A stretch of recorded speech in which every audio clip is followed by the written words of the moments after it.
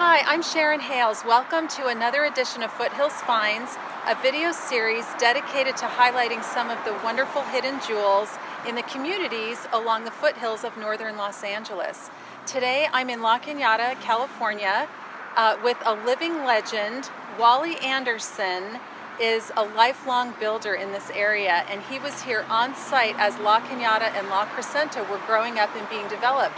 So I've asked him to join us today and tell us some really fascinating facts about this community that we would never have known before. So welcome, Wally, for being with us. We're so glad you're here. I wanted to begin by saying that Wally was born in Burbank in 1926 in his family's home in one of the bedrooms into a family of general contractors. It was a real family affair, and Wally and his brothers went into the building business as well, and now some of Wally's sons and grandsons are in the building business, carrying on the legacy in La Canada and La Crescenta. So, Wally, you were on site. Tell us how you ended up in La Canada after having been born in Burbank. Well, I went on a mission for my church in 1946. And when I came back in 1948, we had moved to La Canada. And my dad had a home here in a 10-acre orchard of oranges and grapefruits. So that's how I ended up in La Canada. And so was your dad a builder? What did he do with that big parcel of property? Oh yes, he was a contractor in Burbank and came to La Canada and bought the 10 acres, and he was going to subdivide it, and us brothers were able to work on that subdivision. How many brothers were there? There were 3 of us. Okay, and you developed the area around this structure behind us. Tell us what this structure is and the history here. Okay, this structure was bought as 27 acres, and my dad and the bishop were able to give 5 acres to build the church here, and then we built homes around the church.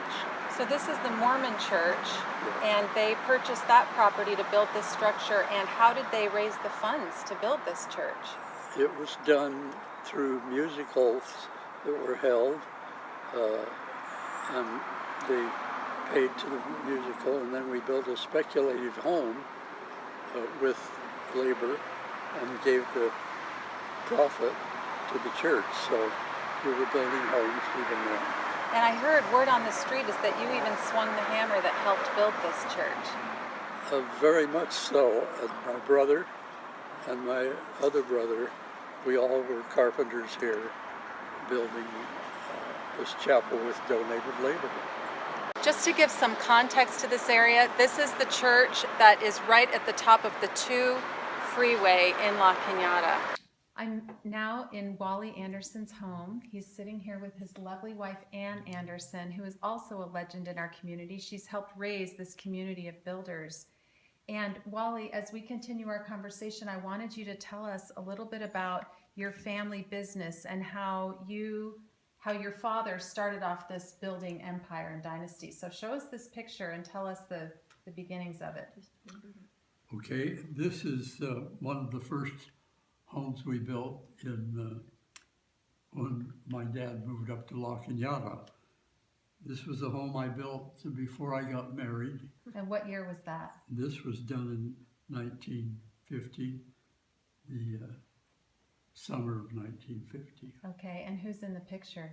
These are my older brother, Howard, my younger brother, Blaine, and this is myself, and then my oldest sister. Glenwood Oaks neighborhood is very popular and lots of people would love to live here.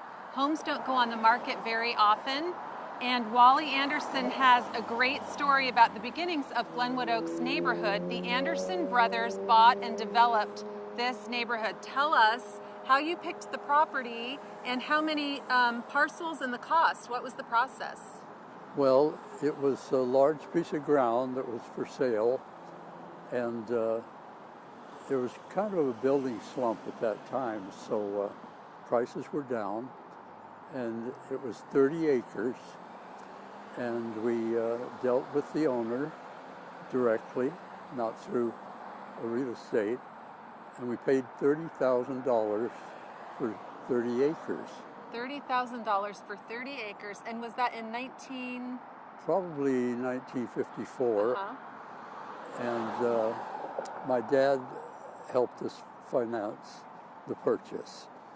And we had an engineering firm in Pasadena drew up the subdivision plans, and it was approved by the city of Glendale. Was it difficult to get the plans through? These days, it's a little tough to get things through the city of Glendale.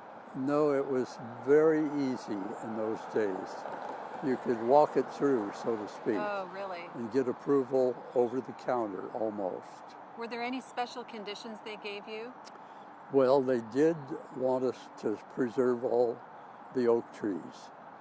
And so we did that and wrapped our streets around them. Mm-hmm. And later on, the city of Glendale gave us the city council gave us a special commendation for preserving the oak trees and such a beautiful subdivision. It is a very beautiful subdivision, and hence the name Glenwood Oaks, which the Anderson brothers decided on maybe in one of their early morning meetings. Where did you used to meet? Where was your office? Well, we met at 1525 Foothill Boulevard, which is now the Armstrong Nursery. So we figured Glen would be part Glendale, and the wood, Glenwood Oaks, would be a good name. So out of the three brothers that helped build Glenwood Oaks, Wally got a lot, Howard got a lot, and Blaine got a lot. And one of the brothers ended up living in Glenwood Oaks, and the other two settled elsewhere. We're standing in front of the site formerly known as the Verdugo Hills Golf Course. And at about the time that the Anderson brothers were developing Glenwood Oaks, they had the opportunity to purchase this property for development. So what happened? Well, we had a deposit in on the property, and we were sure we were going to get it. But one of the LA supervisors, Roger Jessup, the Jessup Dairy Farms, he said this should be land that should be open land, a green area as we call them today. So he squelched the deal, and we weren't able to buy it to develop for homes. So the supervisor wanted to preserve it for open space. Yes. Oh, wow, what a thing. Okay, and so instead of developing it, what happened to the property? Well, then it got developed into a golf course, which is open space property. So I guess they got what they wanted. So 5 doctors actually purchased the property, and the last one died about 10 years ago and sold it to a developer. So that's a whole other issue for another movie, but the Anderson brothers had the opportunity almost to develop it, and since has stayed as open space. That's one that got away from us. Another really desirable neighborhood in La Crescenta is up in the Briggs area, and we're at the entrance of Janet Lee Drive. The Anderson brothers developed this as well. How much money did you pay per lot on Janet Lee Drive? It was about $3,000 per lot, but we developed the subdivision, so it came to $3,000 per lot. And what did they sell for when built? $19,500. That would be a bargain in today's dollars. Do you know what they're selling for now? I would think they're up in the 800 to 900,000. They're pushing $1 million up on this street. There you go. Look at your legacy here. People love it up here because the homes are very traditional, and they have great curb appeal, and the lot sizes are nice, plus beautiful sunsets. Of course, Wally and his beautiful wife live in an Anderson-built home, and he was telling me some of the other streets that he helped develop in the area. What are some of the streets? Well, Pinewood Lane and Goss Canyon, and we saw Janet Lee Street, Allen Drive down in Montrose. Okay. Is another. And Rockdale. 4 homes on Rockdale. And then Humphrey.